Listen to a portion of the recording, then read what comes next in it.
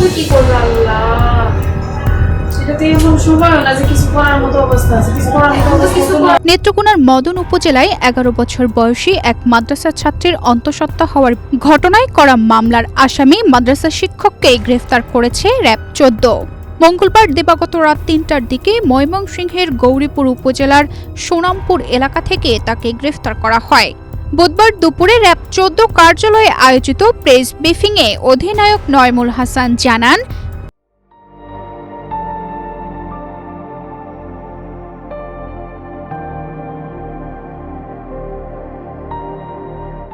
গ্রেফতার এড়াতে অভিযুক্ত শিক্ষক গাজীপুর, টঙ্গী ও গৌরীপুর সহ বিভিন্ন এলাকায় আত্মগোপনে ছিলেন এবং মুঠোফোন ব্যবহার করছিলেন না।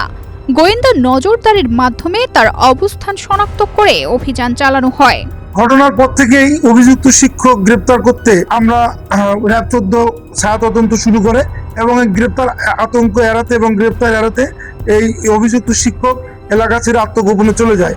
এরই ধারাবাহিকতায় গোপন সংবাদের ভিত্তিতে সদর কোম্পানি র‍্যাব 14 ময়মনসিংহের একটি চৌকস আভিযানিক দল 6 মে 2026 খ্রিস্টাব্দ ভোর আনুমানিক 4:15 ঘটিকায় ময়মনসিংহ জেলার গৌরীপুর থানার সোনামপুর এলাকা থেকে অভিযুক্ত আমানুল্লাহ মাহমুদ আরাফি ওরফে সাগরকে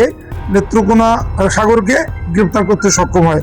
পরবর্তী আইনানুগ ব্যবস্থা প্রক্রিয়াধীন রয়েছে। পুলিশ ও মামলার সূত্র থেকে জানা যায়, 4 বছর আগে প্রতিষ্ঠিত একটি মহিলা কাউমি মাদ্রাসায় ভুক্তভোগী শিশুটি লেখাপড়া করত। সম্প্রতি শারীরিক পরিবর্তন দেখা দিলে পরিবারের সদস্যরা তাকে ক্লিনিকে নিয়ে যান। পরীক্ষার পর চিকিৎসক শিশুটির অন্তঃসত্ত্বা হওয়ার বিষয়টি নিশ্চিত করেন। পরে শিশুটির মা বাদী হয়ে থানায় মামলা করেন। শিশুটির বাবা তাদের ছেড়ে দীর্ঘদিন ধরে নিরুদ্দেশ। জীবিকার তাগিদে শিশুটির মা সিলেটে গৃহ পরিচারিকার কাজ করেন। শিশুটি তার নানির কাছ থেকে ওই মাদ্রাসায় লেখাপড়া করত।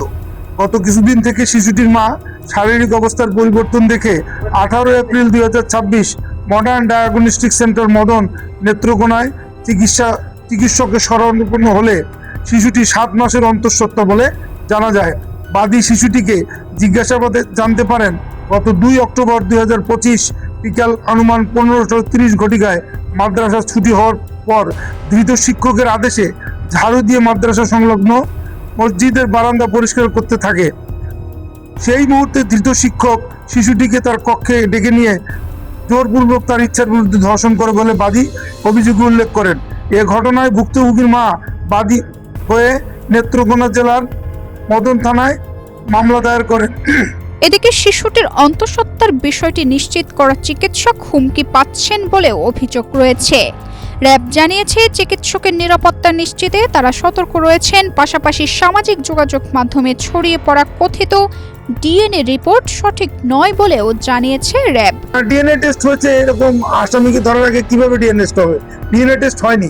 তবে ডিএনএ টেস্টের প্রয়োজন হলে অবশ্যই আদালতের পারমিশন সাপেক্ষে তদন্তকারী কর্মকর্তা অবশ্যই সেটা করবে। তদন্তের সাথে যা যা করা দরকার আমরা কিছুক্ষণের মধ্যেই এই আসামিকে সংশ্লিষ্ট থানায় হস্তান্তর করব। তানজিদা রহমান, ইনায়া, বাংলাদেশ প্রতিদিন।